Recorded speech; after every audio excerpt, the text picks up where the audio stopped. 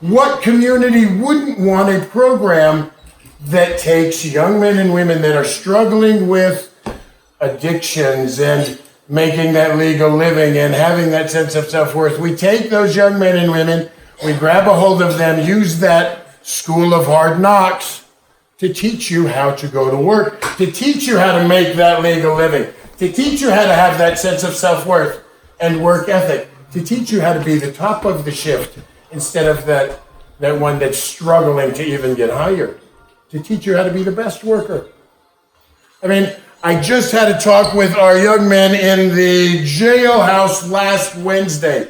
And you're going to hear about this one, the opioid addiction redirection program that we're doing here in Shelby County. I just had that talk Wednesday, talking to them about you're going to have to be a better, stronger, more aware worker just to be even. When you got the stamp of the felony on your forehead, when you got no education, when you've got no qualities to give to your job, where do you think you start? You start at the bottom. And those that are starting at the bottom, when they have those felonies too, and you have that chip on your shoulder, it's hard for our young men and women to be able to maintain in the workforce without good support.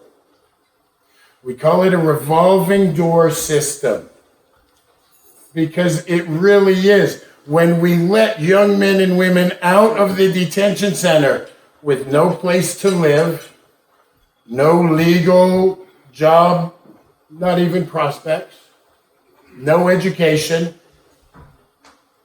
still addicted to alcohol and booze, and no real support.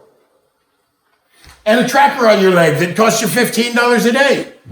And $50 a month for the administration of that. And $20 every time I make you pee in a cup. If you're clean, if you're dirty, it's $35. And I violate you.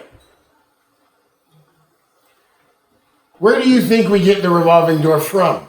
When you're let out, like I say, $15 a day, $105 a week, $420 a month, plus the $50, plus the $20 for being in here, $480 a month, just before you have spent your first dollar on living, on rent, food, transportation.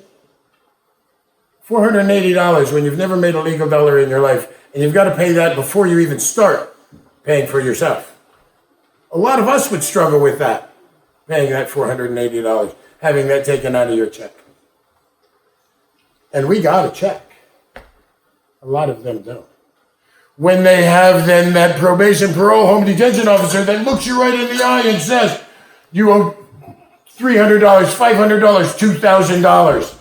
When are you going to start making payments on that? I'm trying to get a job. They'll give them more community service to do. I've had young men come to us with classes 3 days a week from 10 to 12, where they're drug classes, 10 in the morning till 12 in the morning. And then, restrictions where they've got probation or different obligations that they have to do in the afternoon. Then they have a home visit that's coming in the middle of the day that they can't say when it's coming. We call it a revolving door system because we set them up to fail. We have 20%, over 20% of our population in the detention centers right now. They're saying by 2025 it'll be closer to 25%. 10,000 baby boomers a week retire right now in the United States. 10,000. There are not 10,000 new kids joining the workforce every week. Right now, every one of you guys that are working are paying for 1 or 2 on the entitlements in prison, holding their hands up. What do you think by 2025? That one person's going to be paying for 4 or 5. You think our taxes are bad now? when the detention center is full of drug addicts and alcoholics. It can't hold the violent offenders.